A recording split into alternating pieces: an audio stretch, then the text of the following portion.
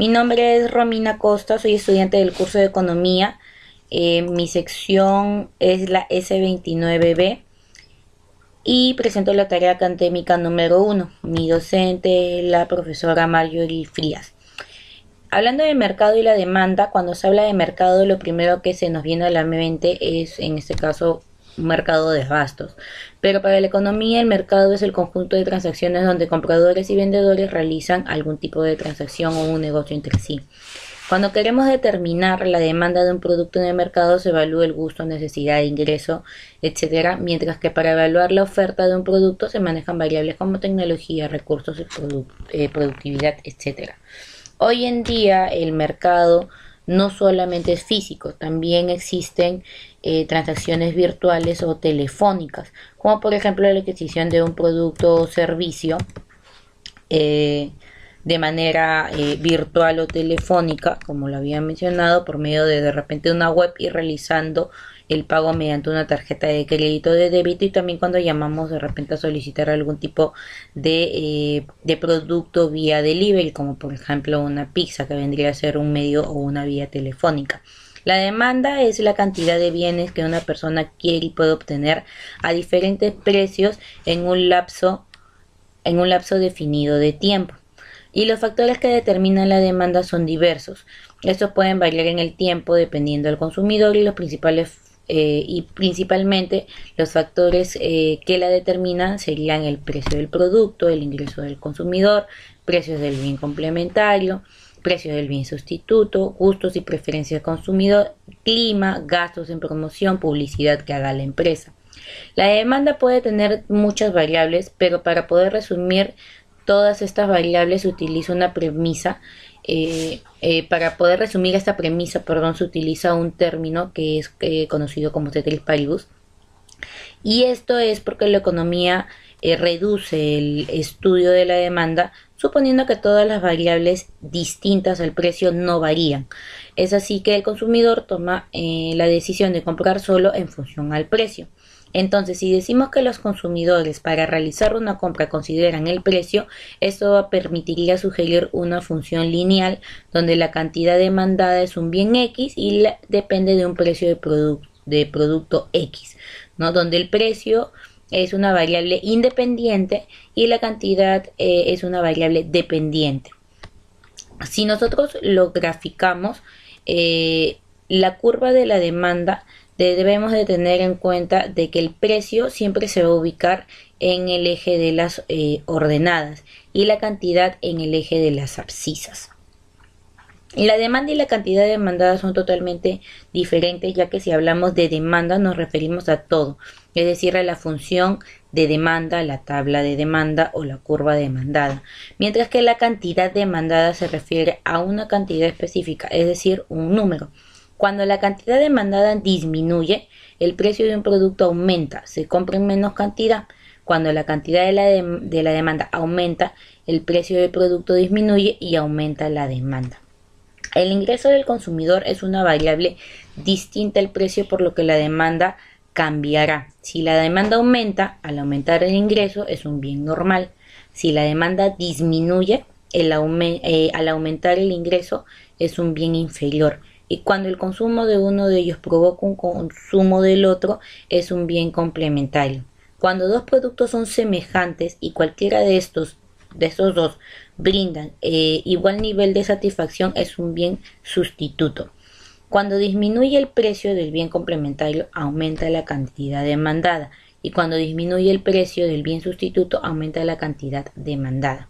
La demanda individual es la cantidad de bienes o servicios adquiridos por un consumidor, y la demanda del mercado es la suma de las demandas individuales del total de consumidores que intervienen en un mercado determinado. Ahora vamos a hablar de la oferta y el equilibrio. La oferta es la cantidad de bienes que los productores quieren y pueden ofrecer a diferentes precios y en un tiempo determinado. Los productores van a decidir qué producirán y venderán, pero esto va a depender mucho de los factores que se requieran. Y entre los principales se tiene el precio del bien, el precio de los factores de producción, la tecnología de la producción, los precios futuros esperados y el número de oferentes.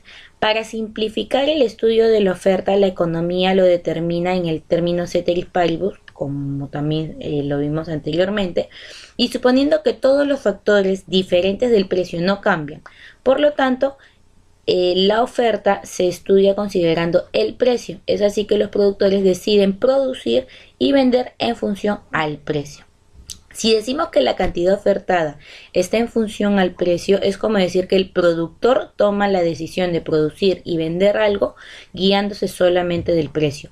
Y para determinar ello, o para determinar la ecuación general de la oferta, se considera la cantidad ofertada, que vendría a ser la variable dependiente, y el precio, que vendría a ser la variable independiente.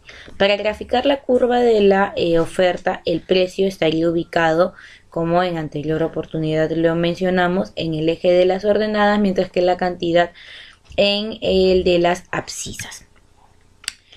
La oferta hace referencia a todo, es decir, a la función de oferta, la tabla de ofertas o la curva de ofertas, mientras que la cantidad ofertada refiere a un número, o sea, si el precio es X, la cantidad ofertada será Y unidades. Cuando el precio de un producto aumenta, lo que produce mayor cantidad. Por lo contrario, si el precio de un producto disminuye, este se va a producir en menores cantidades. La oferta individual es la cantidad que un productor quiere vender a un precio determinado, un precio X, mientras que la oferta de mercado es la suma de las ofertas individuales del total de productores que participan en un mercado determinado. El equilibrio del mercado es la integración entre la oferta y la demanda. El punto que corta la curva determina el precio y la cantidad de equilibrio. Desequilibrio y control de precios. Debemos recordar a qué denominamos equilibrio, y este se da cuando la oferta y la demanda se igualan para determinar un precio y cantidad que sea beneficioso tanto para el productor como para el consumidor. Se denomina desequilibrio del mercado cuando el precio que rige el mercado difiere del precio de equilibrio, causando que la cantidad demandada sea diferente a la cantidad ofertada. Existen dos clases de desequilibrio: el exceso de demanda y el exceso de oferta. El exceso de demanda, que inicia cuando la cantidad demandada es mayor a la cantidad ofertada, y el exceso de oferta, el cual ocurre cuando la cantidad ofertada supera la cantidad demandada. El exceso de demanda ocurre cuando el precio de demanda es menor al equilibrio, es decir, habrá menos productos ofrecidos por el productor y más consumidores que deseen adquirirlo. El exceso de oferta ocurre cuando el precio del mercado supera el precio de equilibrio. Quiere decir que ante el elevado precio del mercado, los productores no podrán vender sus productos porque los consumidores no estarán dispuestos a pagar este precio tan alto. El control de precios es una herramienta que el gobierno impone a los precios de los bienes y servicios con el propósito de mantener la disponibilidad de servicios y bienes para el consumidor. La primera propiedad en el control de los precios es aquel fijado por el gobierno, el cual en su mayoría es menor al precio de equilibrio. El objetivo del control de precios es favorecer al consumidor creyendo que con un precio menor el consumidor tendría asegurado una mínima disponibilidad de bienes para el consumo masivo. Sin embargo, es totalmente lo contrario, ya que al tener un precio bajo se consumiría más y estuviéramos en este caso agotando la disponibilidad de un bien o de un servicio. Ahora, el mercado negro es un mercado ilegal de bienes y servicios que surge como alternativa del mercado legal. Este mercado infringe la fijación de precios impuesta por el gobierno. Por tanto, el precio que se fija en el mercado negro se considera un precio siempre se va a considerar como un precio más alto que el consumidor estaría dispuesto a pagar por un bien o un servicio del cual evidentemente estaría escaseando. En conclusión, el precio del mercado negro siempre será superior al establecido por el mercado legal. Los desplazamientos de la demanda y de la oferta ocurre cuando una de las variables o factores cambia manteniendo al resto de los factores constantes. Cabe recalcar que una de las variantes constantes no puede alterar la demanda y oferta. Siempre será necesario el cambio de dos variantes, una que afecte a la demanda y una que afecta a la oferta.